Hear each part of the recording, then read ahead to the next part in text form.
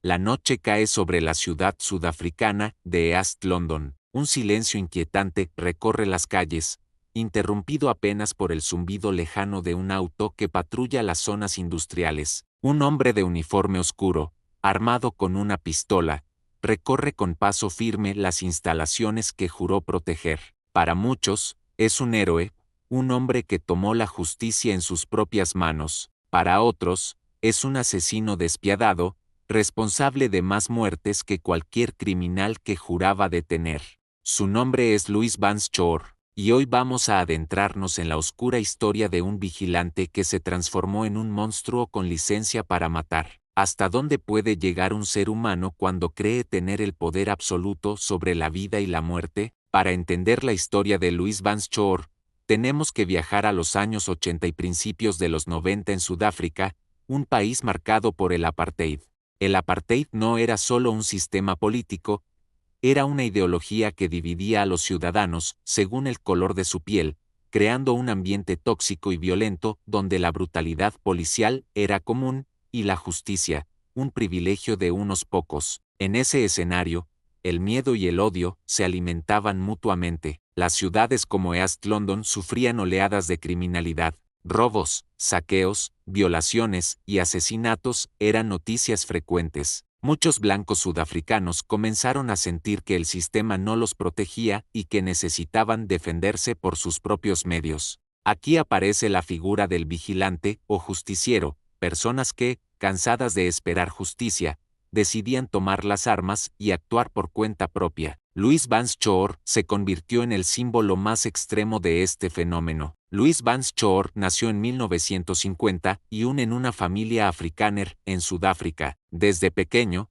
creció escuchando historias sobre la grandeza de la nación blanca y la necesidad de proteger sus tierras y su gente de los enemigos externos. Una narrativa alimentada por el apartheid que se filtraba en cada aspecto de la vida cotidiana. Su padre era un hombre estricto, firme defensor de la disciplina. Su madre, una mujer reservada y devota, solía repetir que el orden era la base de toda sociedad. En casa no había espacio para cuestionar la autoridad. Louis se crió en un ambiente donde la obediencia era el valor supremo y donde el uso de la fuerza, aunque no se mencionara abiertamente, se veía como algo necesario para mantener el control. En la adolescencia, Louis empezó a interesarse por las armas. Pasaba horas limpiando viejos rifles de caza de su padre y perfeccionando su puntería en el campo. No era solo un pasatiempo, para él, era casi un ritual. El acto de desmontar,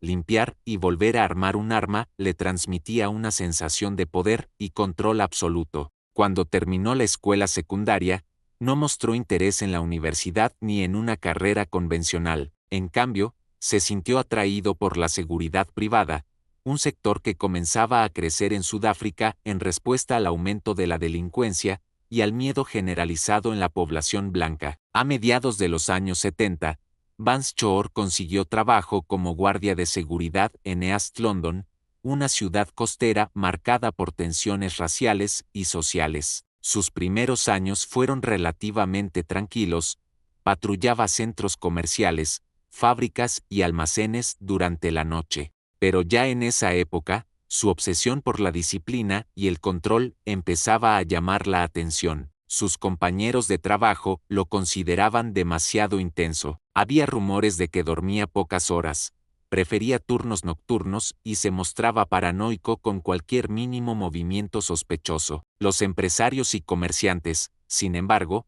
estaban encantados. Louis parecía el guardia perfecto, puntual, silencioso, meticuloso y ferozmente leal. Se ganaba la confianza de sus clientes prometiendo que sus negocios estarían seguros bajo su vigilancia. Y al principio, cumplía. Vance Choor creía firmemente en la idea de una sociedad fuerte depende de hombres fuertes. Para él, la compasión era una debilidad. En entrevistas posteriores, algunos colegas recordaron frases escalofriantes que repetía: el criminal no entiende el lenguaje de las palabras, solo el de las balas. Lo que muchos no sabían es que, en secreto, Louis llevaba un cuaderno donde anotaba incidentes nocturnos, vehículos sospechosos, ruidos extraños, personas merodeando. Su nivel de obsesión era tal que, incluso en noches tranquilas, regresaba a casa con historias de potenciales amenazas que solo él percibía. Durante el día,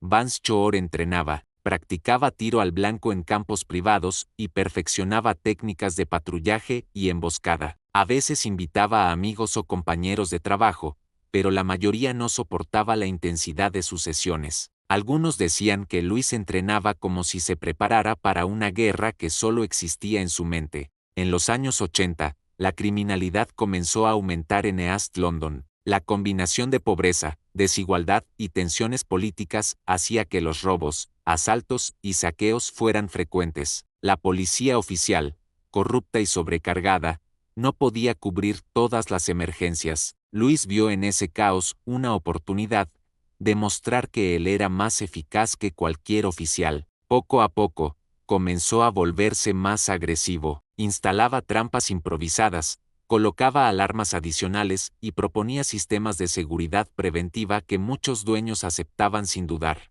Pero en su mente, algo empezó a cambiar. Su sentido de la justicia se deformó. Dejó de ver a los ladrones como criminales a detener y comenzó a verlos como enemigos a eliminar. Su imagen pública seguía siendo la de un héroe. La prensa local, en busca de historias que vendieran periódicos, empezaba a escribir artículos sobre el guardia invencible. Los titulares lo mostraban como un modelo a seguir, sin profundizar en los métodos que usaba ni en la creciente violencia que dejaba tras de sí. Vance Choor, alimentado por esos halagos, se sintió intocable. Cada artículo era un combustible para su ego y un permiso tácito para seguir adelante. Empezó a percibir cada noche como una nueva cacería, y cada disparo como un paso más hacia su idea retorcida de justicia. Mientras tanto, su familia veía la transformación con temor y silencio. Su esposa se refugiaba en las rutinas del hogar,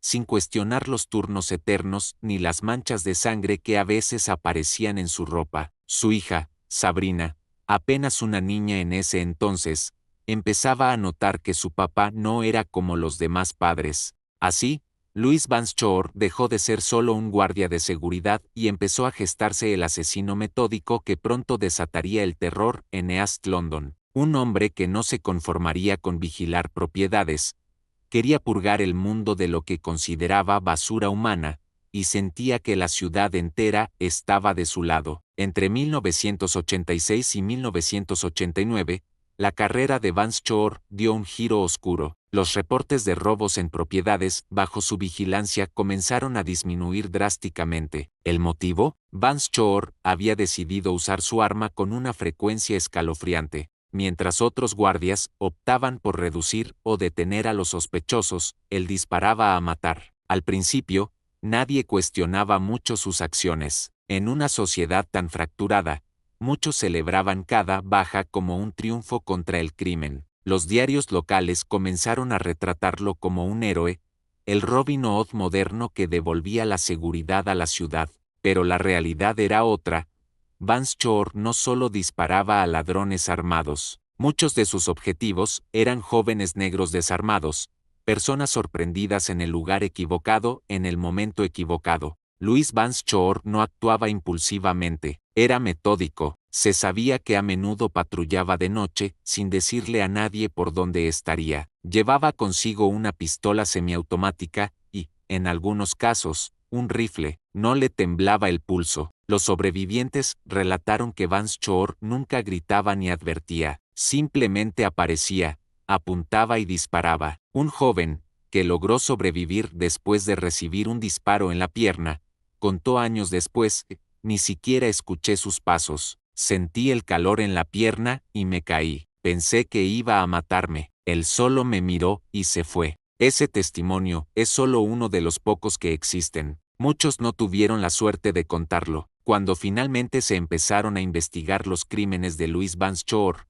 las autoridades sudafricanas se encontraron con un verdadero laberinto de muertes, balas y silencios. Durante su juicio, Vance Choor admitió haber matado a 39 personas y haber herido a otras 107. Sin embargo, muchos investigadores, periodistas y organizaciones de derechos humanos aseguran que esas cifras son solo la punta del iceberg. Se estima que el número real de muertos podría superar las 100 víctimas, tal vez incluso muchas más. ¿Por qué no se sabe con exactitud? La respuesta se encuentra en el sistema. En aquellos años, bajo el apartheid, el valor de la vida de una persona negra era prácticamente inexistente ante los ojos de la ley y de muchos ciudadanos blancos. Muchas muertes no se documentaban adecuadamente. Los cuerpos de jóvenes negros eran encontrados en zonas industriales, terrenos baldíos o descampados y simplemente etiquetados como delincuentes neutralizados o muertes en acto criminal.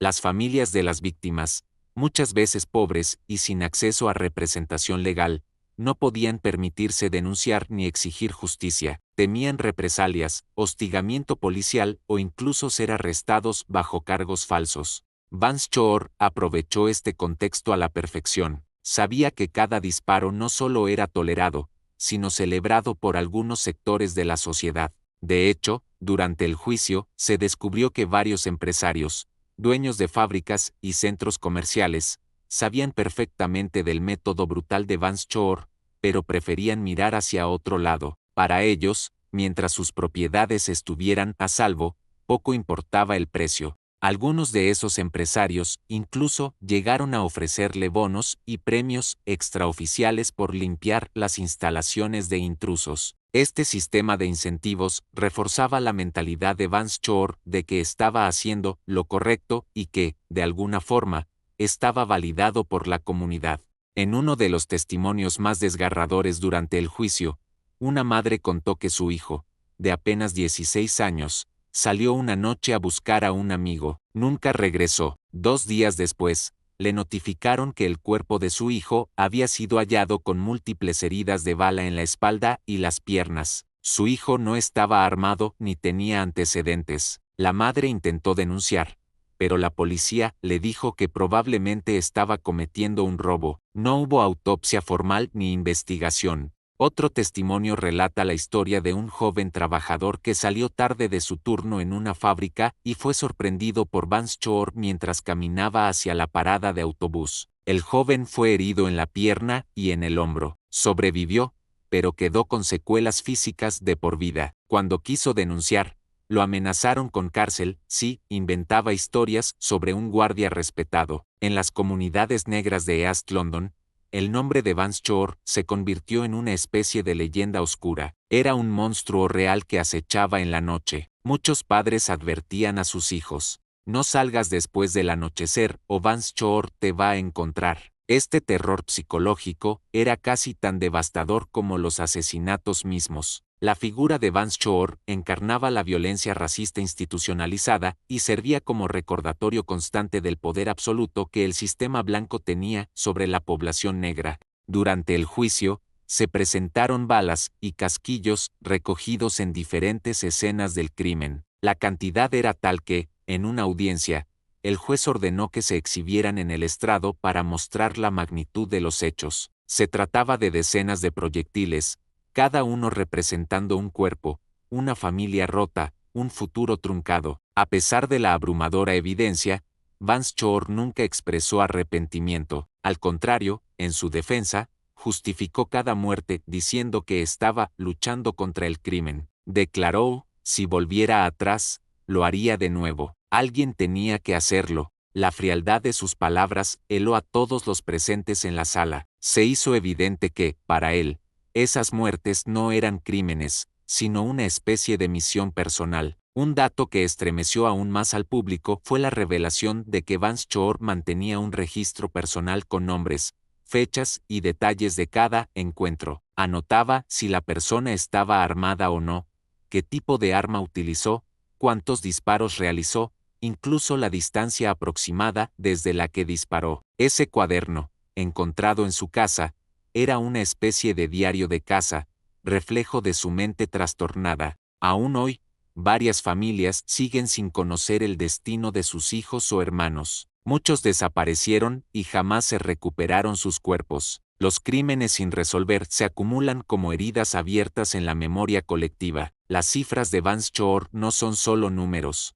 Son historias no contadas, sueños interrumpidos, futuros robados. Cada víctima era un hijo, un hermano, un amigo, alguien con nombre y vida. La brutalidad del sistema permitió que durante años esas muertes quedaran sepultadas bajo el silencio y el miedo. Cuando finalmente se estimó que el verdadero número de muertos podía superar las 100 personas, la sociedad sudafricana empezó a cuestionar su propio papel en la creación de un monstruo como Vance Choor. La pregunta resonaba en cada rincón: ¿cómo pudo un solo hombre disparar tantas veces y seguir siendo visto como un héroe durante tanto tiempo? Esa pregunta sigue sin respuesta definitiva, pero el caso de Vance Choor nos enseña que cuando el odio y el racismo se institucionalizan, la violencia más extrema se disfraza de justicia. Uno de los capítulos más estremecedores de esta historia es el de Sabrina Vance Choor, la hija de Louis. Sabrina creció viendo a su padre salir cada noche con armas y regresar con la mirada vacía. Con el tiempo, descubrió que no solo era un guardia de seguridad, era un asesino en serie. En entrevistas posteriores, Sabrina dijo: "Yo sabía que mi padre mataba, pero no entendía el alcance. Lo veía limpiar sus armas como si fuera lo más normal. Me decía que era su trabajo". Sabrina creció traumatizada. Su historia fue tan impactante que inspiró un documental donde relató en detalle cómo era vivir bajo el mismo techo que el vigilante. El mito de Vance Choor empezó a desmoronarse cuando algunos sobrevivientes comenzaron a hablar. Los rumores llegaron a oídos de la prensa internacional, y organizaciones de derechos humanos exigieron una investigación formal. Finalmente, en 1992, Vance Choor fue arrestado. El juicio fue un espectáculo mediático. Los fiscales presentaron pruebas escalofriantes, balas recuperadas de cuerpos, informes forenses, testimonios de testigos aterrorizados. Vance Choor no mostró arrepentimiento. Para él, cada disparo estaba justificado. En 1992, fue condenado a 20 años de prisión. Solo cumplió 12 antes de salir en libertad condicional. La justicia llegó tarde y de forma incompleta. Para muchas familias, fue apenas un consuelo simbólico. Hoy, Louis Vance Choor sigue siendo una figura polémica en Sudáfrica. Para algunos, un hombre que hizo lo que debía hacerse. Para otros, un monstruo alimentado por el racismo y el odio, un recordatorio vivo de las atrocidades del apartheid. El caso de Vance Choor puso en evidencia el poder destructivo del racismo institucional y cómo puede convertir a un hombre común en un asesino sistemático. Las familias de las víctimas todavía buscan justicia. Muchos cuerpos nunca fueron recuperados y muchas muertes siguen sin ser oficialmente atribuidas. El caso de Vance Choor nos obliga a preguntarnos: ¿qué sucede cuando la justicia falla? ¿Cómo se transforma un hombre en un asesino amparado por el sistema? La figura del vigilante puede parecer heroica en la ficción, pero en la vida real, sus consecuencias son devastadoras. Vance Choor no solo mató personas, destruyó familias, sembró miedo y dejó cicatrices imborrables en la comunidad. El daño psicológico en su propia familia es un espejo de lo que causó en la sociedad. Sabrina, su hija, hoy vive marcada por un apellido que le recuerda cada día la oscuridad en la que creció. Tras su liberación, Vance Choor intentó vivir una vida silenciosa. Se mudó a una granja y evitó las entrevistas. Pero el estigma es ineludible. Aunque no hay registros públicos exactos sobre su paradero actual, se sabe que ha mantenido un perfil bajo, alejado de las ciudades y los medios. Algunos rumores indican que intentó justificarse diciendo que el crimen estaba fuera de control y que actuaba para proteger a la gente. Sin embargo, ninguna justificación puede borrar las decenas de vidas que arrebató. Louis Vance Choor no fue un héroe, fue un asesino que encontró en el caos del apartheid un espacio para liberar sus peores impulsos. Su historia es un recordatorio de que el poder sin control corrompe absolutamente, de que el miedo puede convertirse en odio, y el odio, en violencia mortal. Hoy, cuando hablamos de justicia, de seguridad y de vigilantes, debemos recordar el caso de Vance Choor, recordar que detrás de cada disparo hay una vida, una familia, una historia que jamás debería haber terminado así. Si esta historia te impactó, no olvides suscribirte, darle like y activar la campanita para más relatos oscuros como este. Déjame en los comentarios, ¿Crees que Vance Shore fue un héroe o un monstruo? Nos leemos abajo.